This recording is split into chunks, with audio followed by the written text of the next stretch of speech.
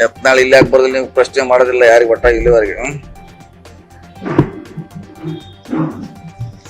ಅವ್ರವ್ರಿಗೆ ಅಡಚಣೆ ಎಲ್ಲೆಲ್ಲಿ ಬರ್ಬೇಕು ಬಂದಿದ್ದಾರೆ. ಕೆಲವು ಕಡೆ ಬರ್ಲಿಕ್ಕೆ ನಮಗೂ ಕೆಲವು ಕಡೆ ಕೊನೆಗಳಿಗೆ ಹೋಗ್ಲಿಕ್ಕೆ ಆಗಿಲ್ಲ. ನಾವೊಂದ್ 3-4 ಕಾನ್ಸ್ಟಿಟ್ಯೂನ್ಸಿಗೆ ಹೋಗ್ಬೇಕಾಯ್ತು, ಸಮಯ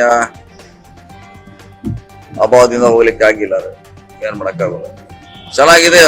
ಹಿಂದಿನ 19 ಕಂಪೇರ್ ಮಾಡ್ರ ಈ ಸಾರಿ ನಮ್ಗೆ ಎಲ್ಲ ಕಡೆ ಬಹಳಷ್ಟು ಗೆಲ್ಲಕ್ಕೆ ಅವಕಾಶ ಇದೆ. ಕನಿಷ್ಠ ಹೇಳಿದ್ರಲ್ಲ 14, 15, 16 ಆ ರೇಂಜಲ್ಲಿ ಅವಕಾಶ ಇದೆ. 50-50 ಚಾನ್ಸ್ ಇದೆ ಇಬ್ರಿಗೂ. 400 ಪಾರ ಪ್ರಧಾನಮಂತ್ರಿ ಈ ತರ ಒಂದ್ ದಿವ್ಸಕ್ಕೊಂದ್ ಭಾಷಣ ಮಾಡ್ತಿರಕ್ಕಿಲ್ಲ. 400 ಅವ್ರಿಗೆ ಬರ್ತಾ ಇತ್ತಂದ್ರ ಒಂದು ಸ್ಟ್ಯಾಂಡರ್ಡ್ ಆಗಿ ಹೋಗ್ತಿದ್ರು ಅವ್ರು.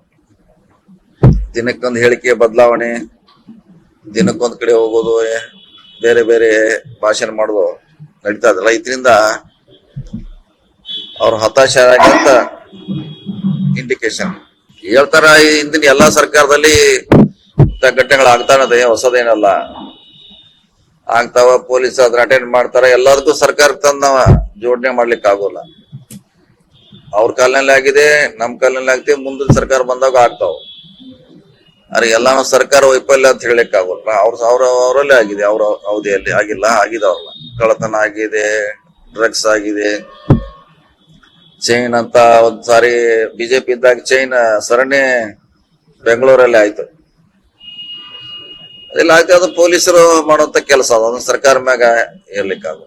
ಅದಕ್ಕೂ ಇದಕ್ಕೆ ಏನ್ ಸಂಬಂಧ? ಅದಕ್ಕಿಂತ ಅವ್ರು ಬೆಟ್ಟರ್ ಏನ್ ಬರೀ ದಲಿತ ಸೇಮ್ ಅಂತ ಹೇಳ್ತಾರೆ.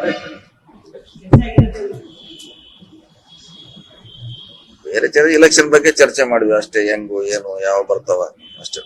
ಬರ್ಬೇಕಲ್ಲ. ಇಂಡಿಯಾಕ್ ಬಂದ್ರೆ ಮಾಡ್ತಾರ. ಇಂಡಿಯಾಕ್ ಬರೋದು ನೀವು ಎಲ್ಲಿ ಮಾಡೋರ? ಇಂಡಿಯಾಕ್ ಬರ್ಬೇಕಲ್ಲ, ಬಂದ್ರೆ ಮಾಡ್ತಾರ. ವೇಟ್ ಮಾಡ್ತಾರ, ಬಂದೇ ಬರ್ಬೇಕಲ್ಲ. ಎಲ್ಲಿ ಬರ್ತಾರೆ. ಸರೆಂಡರ್ ಆಗತಾರ, ಹಾಗೆ ಆಗ್ತವೆ. ಅನಿವಾರ್ಯ ಇದೆ ಅವ್ರಿಗೆ, ಆಗ್ಲೇಬೇಕು.